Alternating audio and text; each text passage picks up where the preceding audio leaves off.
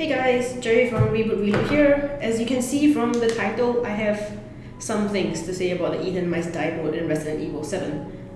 First off, before I actually say anything, I have to preface this with a statement that I am a huge Resident Evil fan. The first few games might have been before my time, and I am like super shallow, I admit it.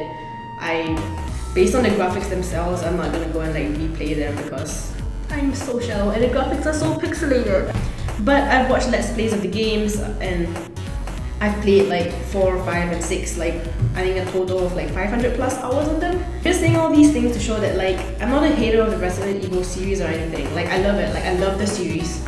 I love the characters. Kind of sad that only Chris managed to reappear in Resident Evil 7. But yeah, the thing is, I love Resident Evil 7. Like, don't get me wrong, it was pants-shittingly scary. The teeth of like the entire Baker family are super creepy. Creepy little girl, terrifying. And yeah, it was awesome. Like, sure, I'm not the greatest horror player. Like, if you watch streams of me playing on Twitch, I kind of fuck up a lot because I'm too scared to actually play properly. But yeah, so the thing is, I enjoyed the difficulty. I enjoyed being stuck on the puzzles. I enjoyed the friggin' inventory management. But this DLC. For those of you who don't know, Ethan Must Die is the DLC in Resident Evil 7. It's pretty much what the title says it is. Your goal as Ethan is to get to the greenhouse key, which is in the main house, and go kill Marguerite, who's hiding in the greenhouse. Sounds easy, right? I mean, you've already completed the main game, how hard can this be?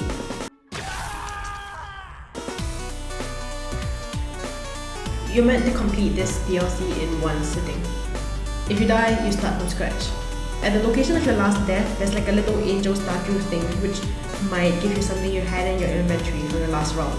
If you don't pick it up, everything from your last round is gone, lost to the void. Doesn't really sound that bad when you put it like that, right? But it's not just this.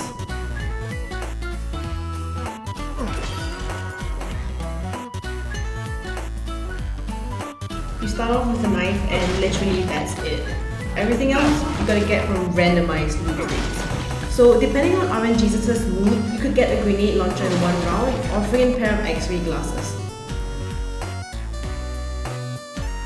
Yeah, so those loot crates, not all of them are loot. Some of them are shitty loot, but the worst ones, those are bombs.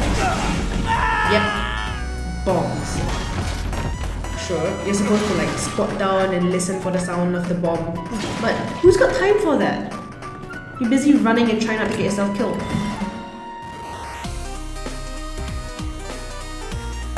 Like, if you're not constantly blocking, you're dead. One hit KO, that's it, game over.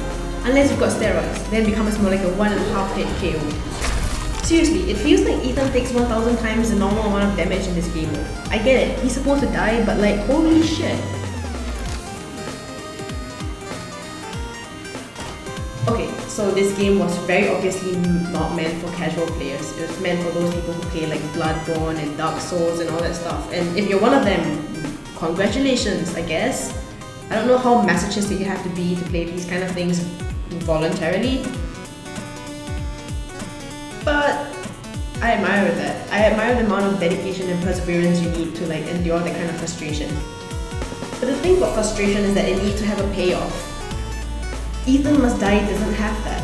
You see, not only are you replaying what's already in the game, it's just like a very contained version of what the game is. Not only do you do that, not only do you do so with all these limitations, these like harder difficulty kind of things, and the whole repetitive nature of it, like you just gotta keep replaying from the very beginning each time you die.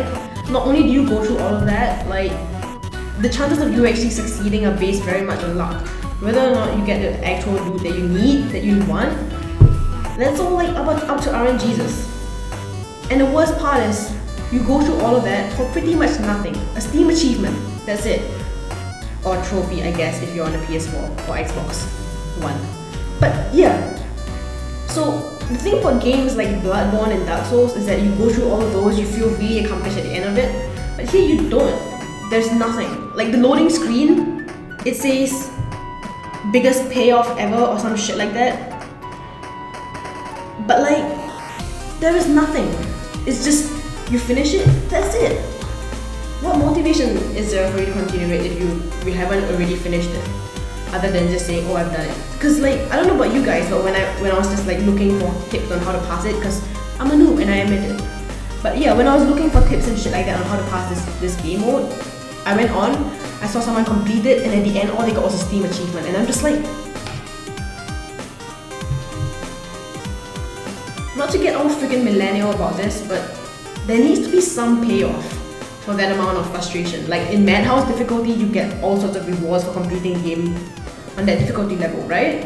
And it's worth it. It changes up the game, it brings a whole new dimension of play to it. But with Ethan Must Die, it's just death, dying.